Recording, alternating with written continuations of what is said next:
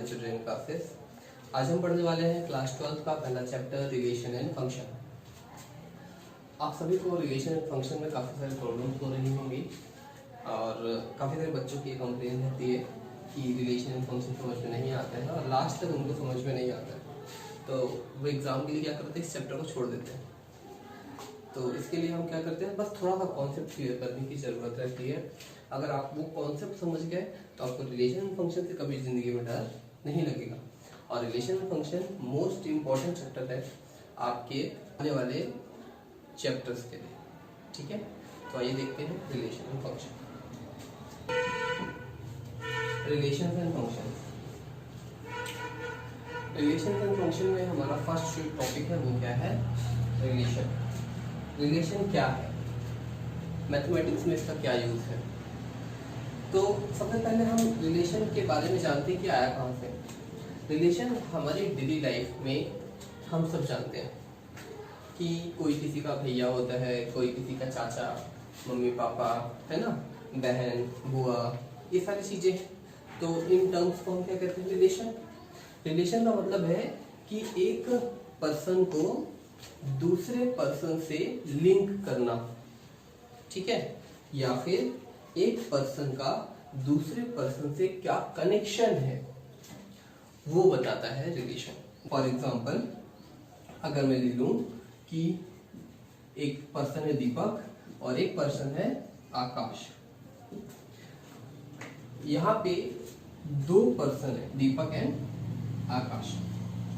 तो इन दोनों का आपस में क्या कनेक्शन है उसे जो डिफाइन करेगा, जो टर्म जो उन्हें डिफाइन करेगा, उसे ही हम रिलेशन कहते हैं।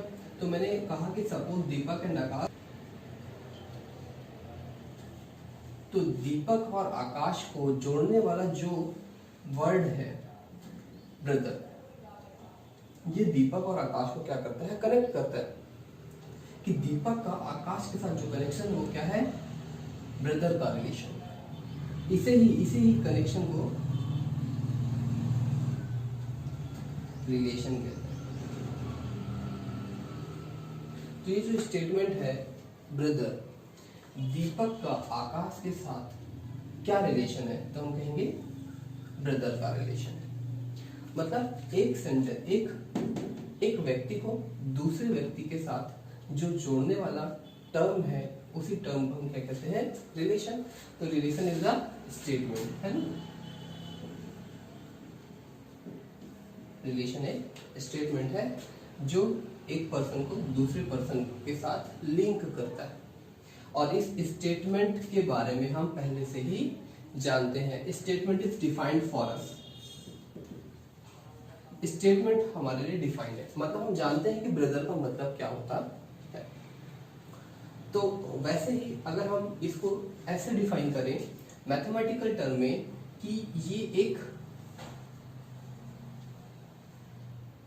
ऑब्जेक्ट है ए और ये एक ऑब्जेक्ट है बी,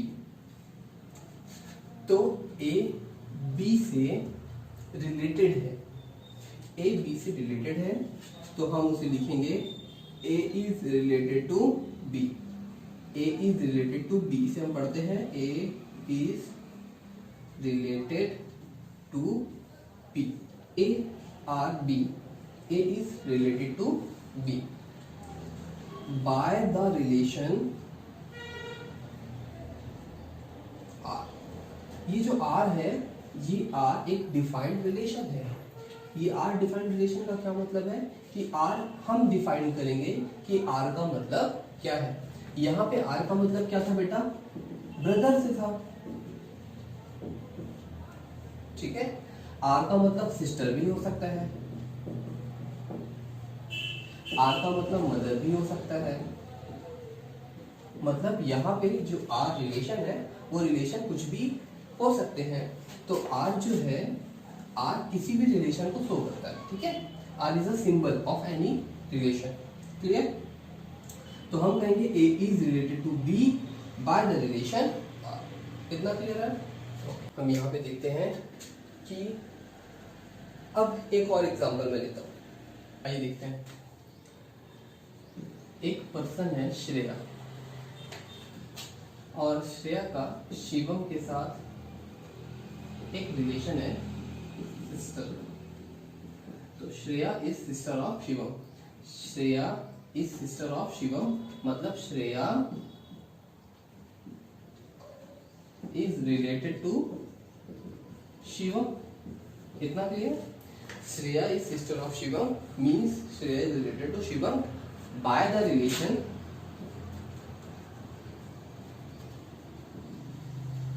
आर। अभी आर क्या है?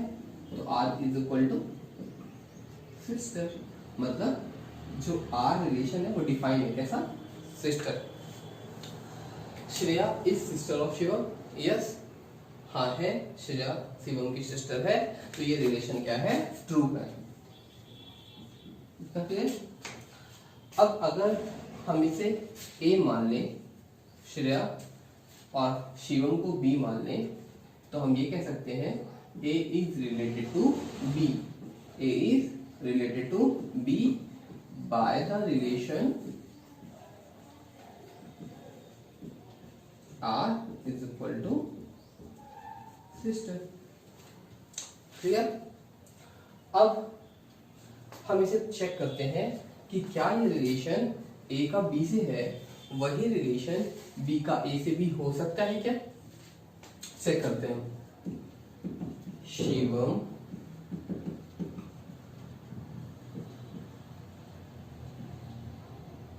आप एक बार इसे रीड करिए। Shivam is sister of Shreya. Shivam is sister of Shreya. क्या ये रिलेशन पॉसिबल है? नहीं, ये रिलेशन पॉसिबल नहीं हो सकता क्योंकि शिवम ब्रदर हो सकता है। शिवम इज अ बॉय, तो शिवम सिस्टर का रिलेशन श्रेया से वैलिड नहीं है। सो अगर हम ये देखें, शिवम को हमने क्या लिया था? बी। श्रेया को क्या सपोज किया था? ए। तो क्या बी का ए से जो गिवन रिलेशन है सिस्टर का वो वैलिड है? नहीं, तो इसे हम लिखेंगे B is not related. Not related को हम रिलेशन बना करके उसके ऊपर क्रॉस कर देते हैं। तो B is not related with A with the relation R is equal to sister.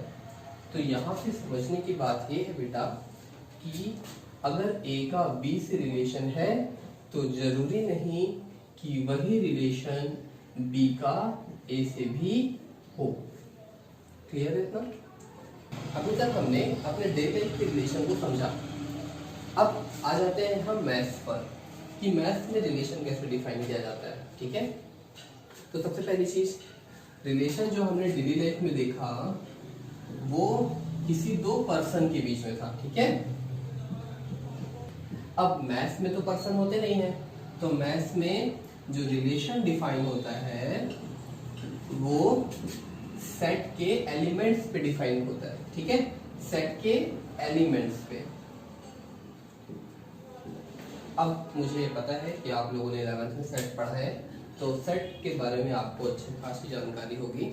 तो और अगर आप नहीं जानते हैं तो थोड़ा सा 11th क्लास में प्रीवियस रिवीजन देख लीजिए। ठीक है, तो आपको सेट क्लियर हो जाएगा, और अगर आपको सेट बन जाएगा तो रिलेशन अभी आपको समझ में आ जाएगा। रिलेशन जो है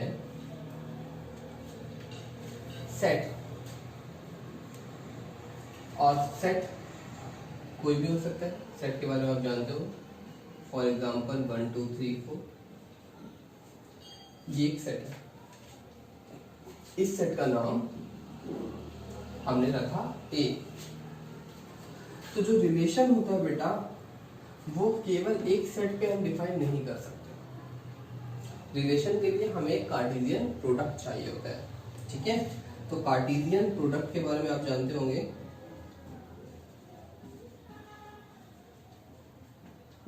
कार्टेशियन प्रोडक्ट क्या होता है? कार्टेशियन प्रोडक्ट के लिए अगर हम दो सेट ले लें, एक सेट ए है और एक सेट है बी 2 4 एंड 6, तो ए क्रॉस बी, कार्टेशियन प्रोडक्ट को हम ए क्रॉस बी से डिफाइन करते हैं। ए क्रॉस बी ये कार्टेशियन प्रोडक्ट होता है। इसके अंदर हम कैसे एलिमेंट्स को लिखते हैं?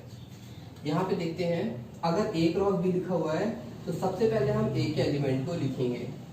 ए का एलिमेंट क्या है, जैसे पहला एलिमेंट है 1, तो ए क्रॉस बी, तो 1 का रिलेशन बी के हर एक एलिमेंट से, 1 को हम बी के हर एक एलिमेंट से लिंक करेंगे।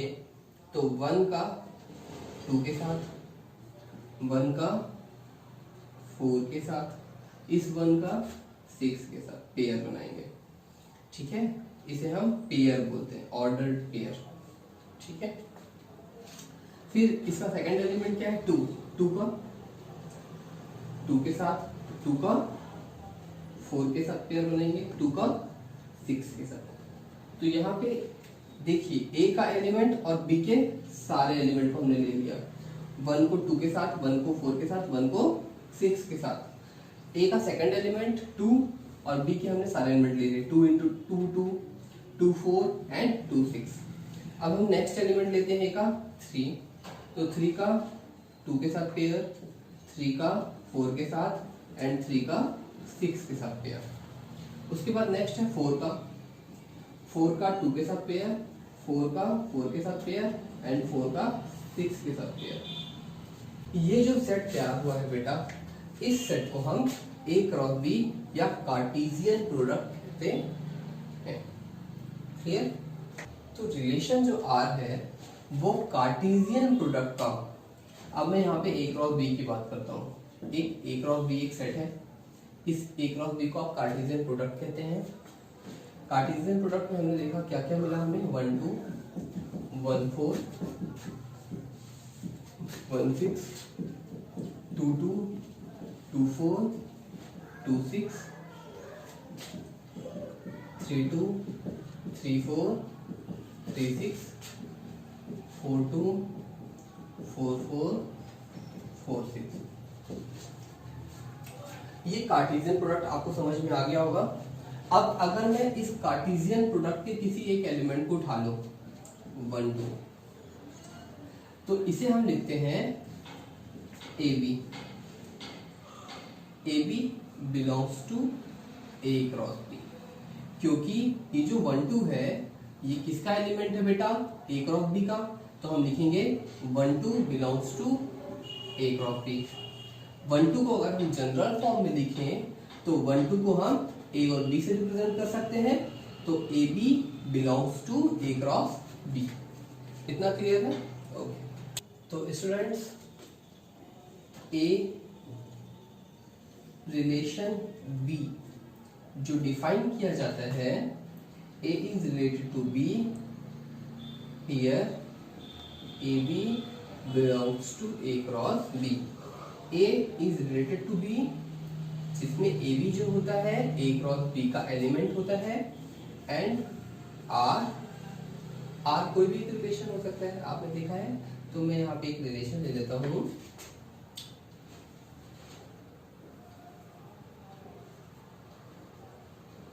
A is divisible by B। यहाँ पे मैंने एक रिलेशन को डिफाइन किया है, A is divisible by B। अब इस चीज को अच्छे से समझ लेते हैं। A रिलेटेड टू B तभी होगा जब वो इस कंडीशन को फॉलो करेगा।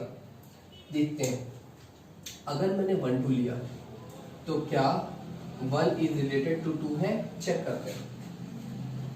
इसे चेक करने के लिए हमें ये रिलेशन देखना पड़ेगा, A is divisible by B। हमारा A क्या है इसमें 1, B क्या है 2। तो क्या 1 2 से डिवाइड हो रहा है?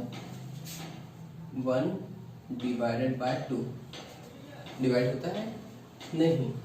1 इज नॉट डिविजिबल बाय 2। तो हम यहाँ पे कहेंगे कि 1 is not related to 2। Clear है बेटा? दूसरा पेयर चेक करते हैं 1 4 का। 1 4 के पेयर में ए क्या हो गया बेटा 1, बी क्या हो गया 4। तो क्या 1 4 से डिविजिबल है? नहीं। इसका मतलब है 1 is not related to 4। Clear. अब ऐसे ही हम यहाँ पे सारे एलिमेंट्स को चेक करेंगे। तो आप ये जानते हो कि 1 is not divisible by 6। Okay, अब इस पेयर को हम चेक करते हैं 2 2 को। तो ए क्या है बेटा इसमें 2, बी क्या है 2। तो ए 2 is divisible by 2. Yes, 2 is divisible by 2. हम यहाँ पे कह सकते हैं कि A is related to B means 2 is related to 2. तो रिलेशन में 2 और 2 रिलेशन भी एक सेट होता है बेटा। रिलेशन में जो हमारे रिलेशन को फॉलो कर रहे हैं उन सारे एलिमेंट्स को हम इस रिलेशन में लिखते हैं। तो 2 2 फॉलो कर रहा है तो हम यहाँ पे 2 और 2 को लिख लेंगे। अब हम 2 4 की बात करते हैं।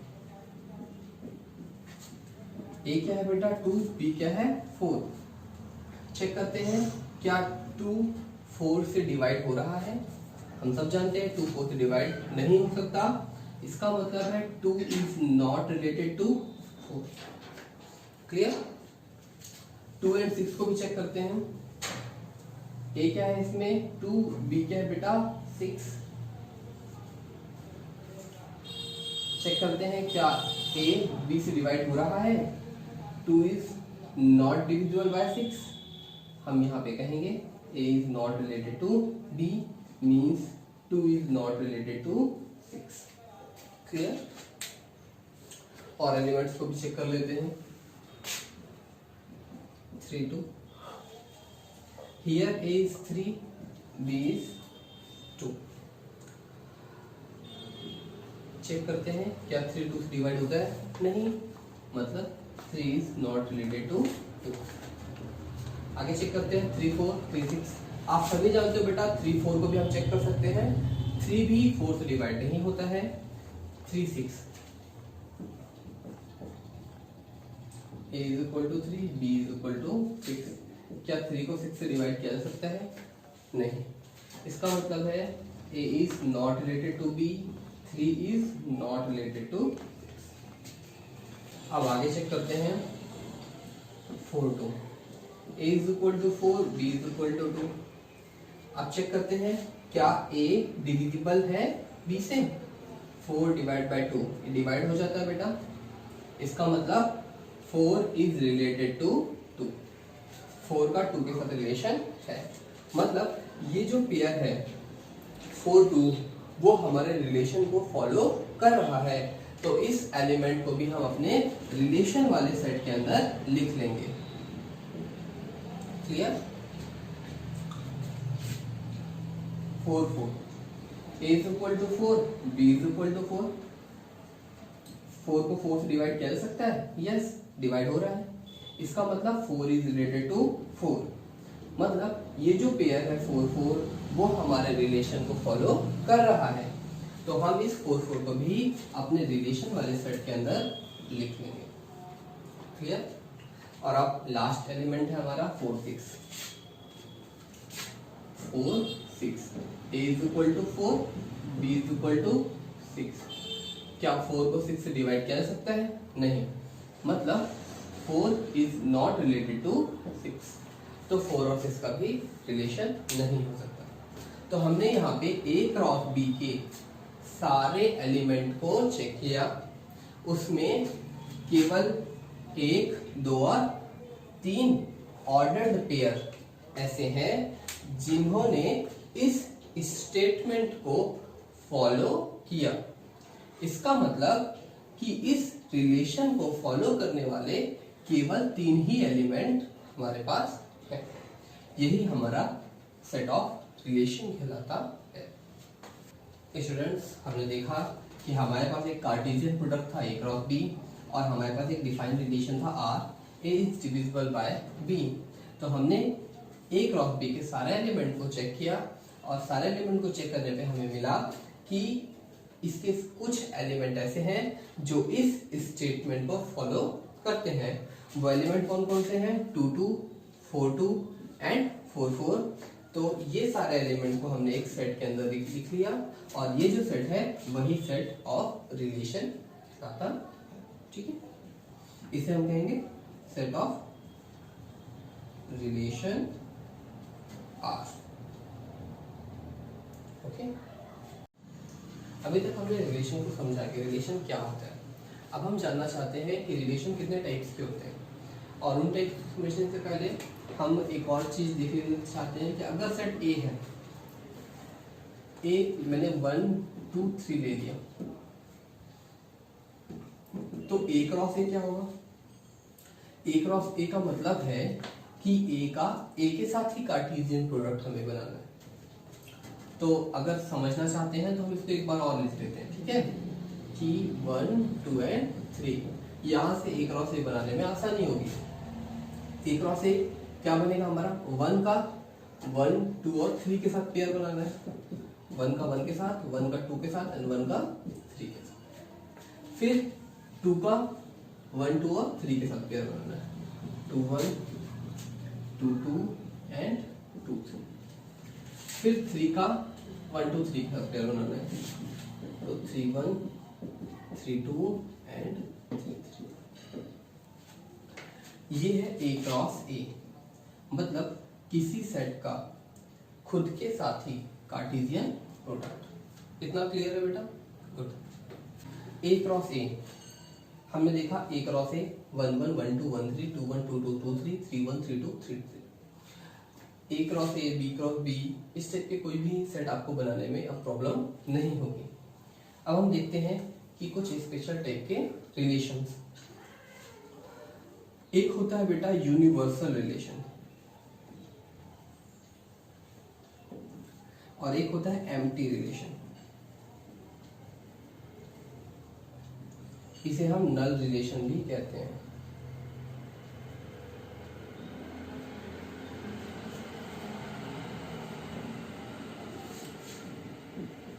यूनिवर्सल रिलेशन क्या होता है? यूनिवर्सल रिलेशन एक ऐसा रिलेशन है जिस रिलेशन के लिए ए क्रॉस ए के सारे एलिमेंट उस रिलेशन को सेटिस्फाई करें। मैं यहाँ पे एक रिलेशन डिफाइन करता हूं, R A plus B is greater और इक्वल टू 0। मैंने एक रिलेशन डिफाइन किया है कि a प्लस बी, मतलब आप किसी भी दो एलिमेंट को जोड़ें, ऐड करें, तो उसका जो सम है वो 0 से बड़ा आना चाहिए या 0 के बराबर आना चाहिए। आइए चेक करते हैं क्या इस रिलेशन को हमारा ए क्रॉस ए सेटिस्फाई करता है या नहीं। तो यहाँ पे हम एक टेबल टाइप को बना लेते हैं ताकि हमें समझने में आसानी हो। यहाँ पे हम एलिमेंट लिखेंगे 1 1, यहाँ पे हम ए को डिफाइन करेंगे, यहाँ पर बी को, और यहाँ पर रिलेशन को कि ए प्लस बी की वैल्यू क्या है और क्या ये ट्रू है या फॉल्स, ये रिलेशन को फॉलो कर रहा है या नहीं। जैसे 1 1, ए क्या है 1, बी क्या है 1, relation R 1 plus 1 is equal to क्या होता है 2। हमारा वैल्यू रिलेशन क्या बोलता है कि अगर a प्लस बी दोनों का सम 0 से अगर बड़ा होगा तो वो रिलेशन फॉलो कर रहा है, और अगर 0 से छोटा होगा तो उसे फॉलो नहीं कर रहा। तो हम चेक करते हैं क्या ये 1 प्लस 1 2 0 से बड़ा है? यस, ये 0 से बड़ा है, इसका मतलब ये रिलेशन क्या है? ट्रू है। 1 2 के लिए चेक करते हैं, a क्या है 1, b क्या है 2, तो 1 plus 2 is equal to 3 and 3 is greater than 0, इसका मतलब ये रिलेशन भी ट्रू है। 1 3 को चेक करते हैं, a क्या है 1, b क्या है 3, तो 1 प्लस 3 इज इक्वल टू 4, मतलब 1 3 भी इस रिलेशन को फॉलो कर रहा है, तो 1 3 भी इस रिलेशन को फॉलो कर रहा है।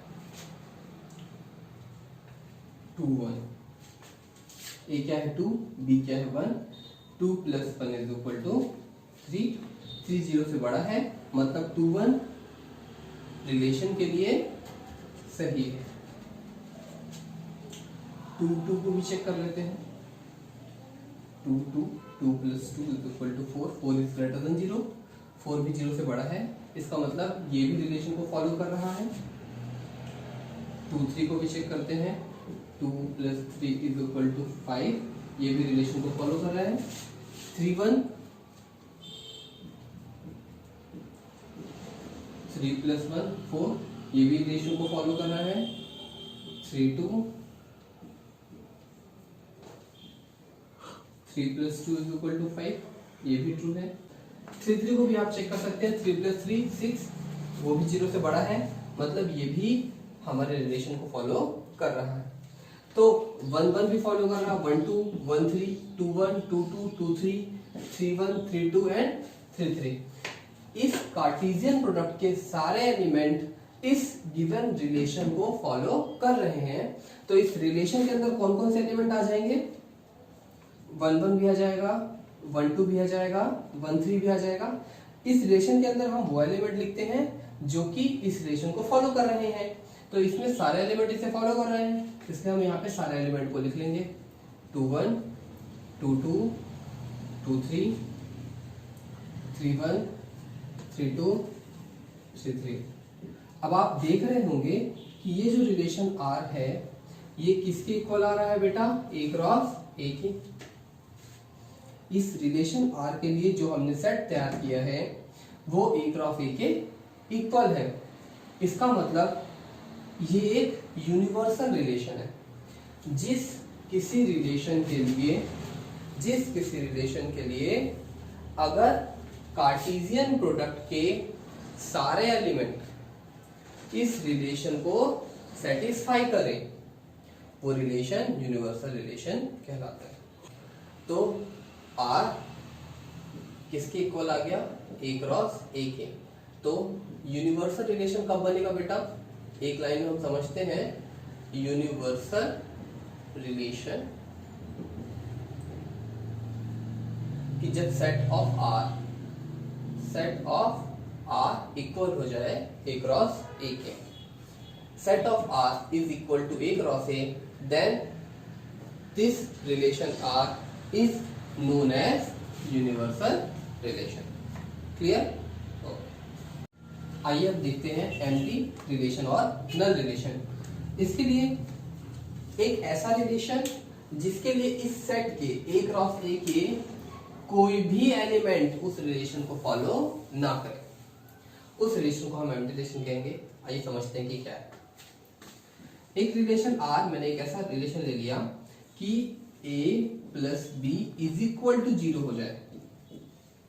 ध्यान से देखिएगा कि आप A क्रॉस A के कोई भी एलिमेंट को ले लें, उनके A और B दोनों का सम क्या आना चाहिए? 0 के इक्वल आना चाहिए। अगर ऐसा होगा तो रिलेशन को फॉलो कर रहा है, और अगर ऐसा नहीं है तो रिलेशन को फॉलो नहीं कर रहा। तो हम देखते हैं क्या 1 + 1 0 होता है? नहीं। मतलब हमारे रिलेशन में 1 1 नहीं आएगा। 1 + 2 क्या होता है बेटा? 3 होता है, जो कि 0 के इक्वल नहीं है। मतलब 1 2 भी हमारे रिलेशन के अंदर नहीं आएगा। 1 3 4 होता है, ये भी नहीं आएगा। 2 1 3 होता है, 0 के इक्वल नहीं है, ये भी नहीं आएगा। 2 2 ये भी फॉलो नहीं कर रहा है, ये भी फॉलो नहीं कर रहा। 3 1 4 3 2 5, मतलब 0 के इक्वल नहीं है दोनों का सम। 3 3 6। तो क्या इस रिलेशन के लिए हमें A क्रॉस A में कोई भी एलिमेंट मिला? नहीं। इस relation R is equal to A + B = 0 के लिए हमें A क्रॉस A में कोई भी एलिमेंट नहीं मिला जो कि इस रिलेशन को फॉलो कर रहा हो। तो R इज इक्वल टू क्या हो गया बेटा? Empty set. इस रिलेशन को हम कहेंगे एम्प्टी रिलेशन और नल रिलेशन। ऐसा रिलेशन जिसके लिए हमें R = 5 मिले या set of R is empty, तो इस रिलेशन को हम कहते हैं एम्प्टी और नल रिलेशन। जिसके लिए हमें कार्टेशियन प्रोडक्ट में एक भी एलिमेंट ऐसा नहीं मिले जिसके लिए रिलेशन हमारा वैलिड हो। थैंक यू दोस्तों, उम्मीद है आपको सब चीज़ें समझ में आई होंगी। और अगर आपको कोई डाउट है तो आप कमेंट सेक्शन में जाकर के कमेंट कर सकते हैं और हम आपके कमेंट का रिप्लाई ज़रूर करेंगे। इसकी आगे की वीडियो देखने के लिए लाइक, शेयर एंड सब्सक्राइब करें। Thank you.